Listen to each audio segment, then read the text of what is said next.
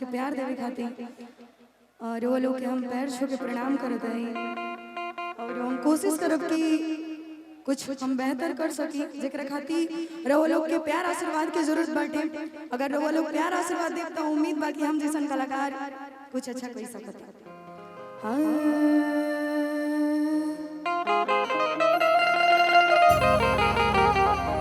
सबसे पहले रवा लोग खातिर एगो बात कहल चाहो कि पूरा कागज पे एगो चांद बनौले बानी, धरती के आज आसमान बनौले बानी।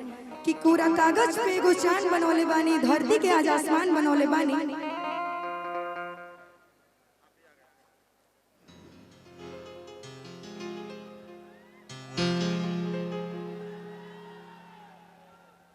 बहुत बहुत आभार आदरणीय अजय बाबू जिन्होंने कार्यक्रम कराया है और बड़े शिद्दत के साथ नरेंद्र भैया ने कहा तान्या को शायद अजय भैया की इच्छा है कि क्रमवार जो इन्होंने बताया अभी क्या करना है भैया, सम्मानित करना। दोनों कलाकारों का सम्मान करिए अंग वस्त्र दे करके, फिर भैया को मैं माइक दूंगा। और बड़े शिद्दत के अच्छे कलाकार दोनों वाले शानदार कलाकार हैं, कमाल का। ये सब परिवार का कार्यक्रम है, इस परिवार में हम सब जुड़ के उत्सव मनाएंगे। अजय भैया, आजकल शुगर एक बहुत बड़ी बीमारी चली है, लेकिन आज के कार्यक्रम देखने के बाद किसी को शुगर नहीं होगा, जैन बाबा की कृपा से। सुनिए साहब, शुगर खाने में मजा देती है, लेकिन अगर हो जाए तो सजा देती है।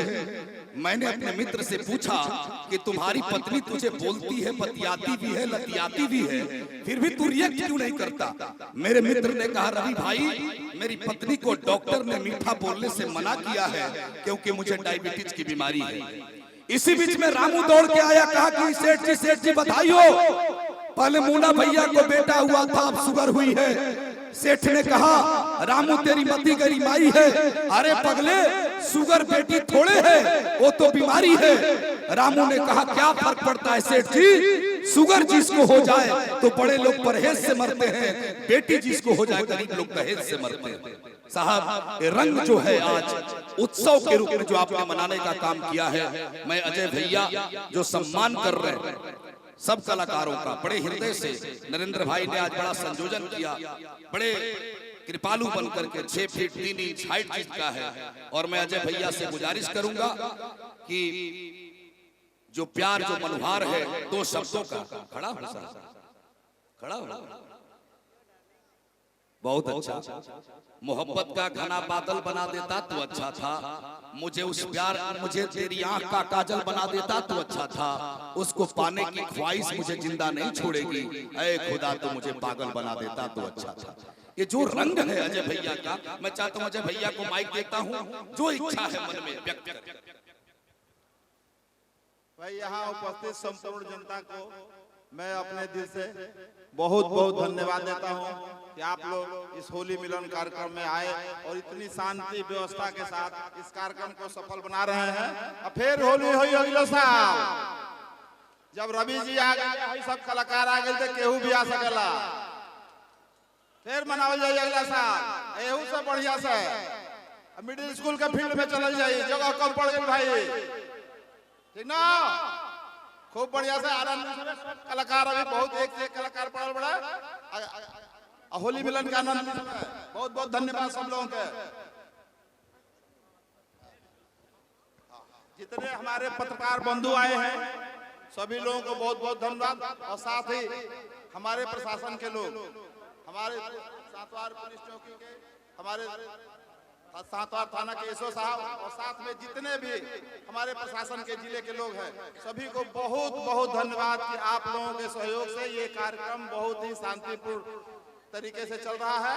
और मैं आपको जितना भी धन्यवाद दूं वो कम होगा। आप लोगों को बहुत बहुत धन्यवाद।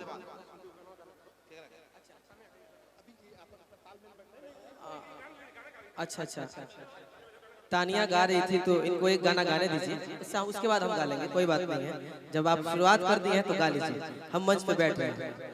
आप एक अच्छी कलाकार हैं और कलाकार का हम सम्मान करते हैं। Love you. और आपने कहा तो सिंपल सी बातें होंगे। हाँ, तो हम कहाँ रहने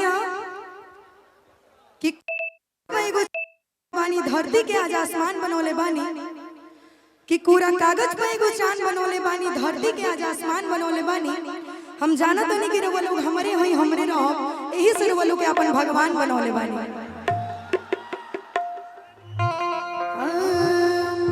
प्रेम से बोलिए सरस्वती मैया की।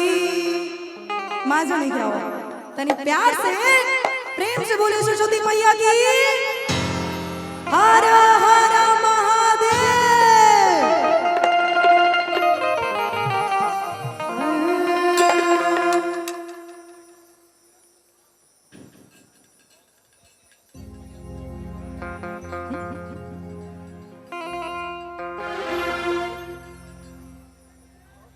रुक जाइए।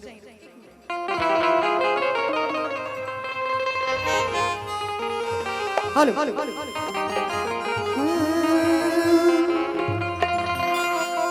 गोलू राजा ने एगो बहुत अच्छा गाना बटे। अरे किया मामा लगा वाला पिया हो, अरे महुअर लगा वाला, किया मामा लगा वाला पिया हो, अरे महुअर लगा वाला, त कहे ना लगा वाला पिया हो, त कहे ना लगा वाला। भैया रुकी तनी को वेट करी। त कहे ना लगा वाला पिया हो, निमिया के गछिया। आई जा अरे किया मामा लगा वाला पिया हो, महुआ लगा वाला।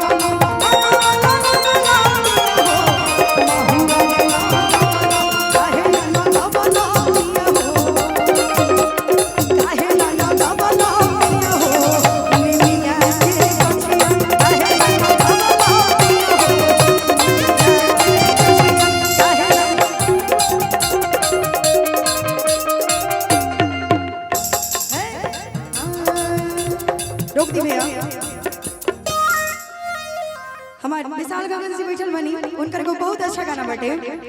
अरे किया अवतार कई के नौकरिया, किया अवतार कई के नौकरिया, आजाद के नले हाथ बजरिया, सड़िया राजा जे ब्लाउज गो करिया, सुमरा सड़िया राजा जे ब्लाउज गो करिया,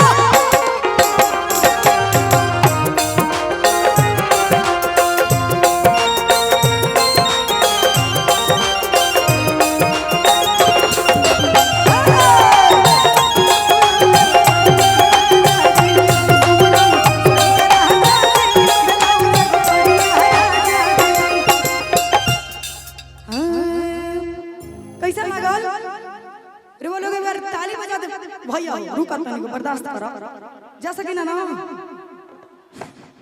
कैसा लागल भैया से बेहतर तो हम ना गा सके ना, ये बात हम जानता नहीं।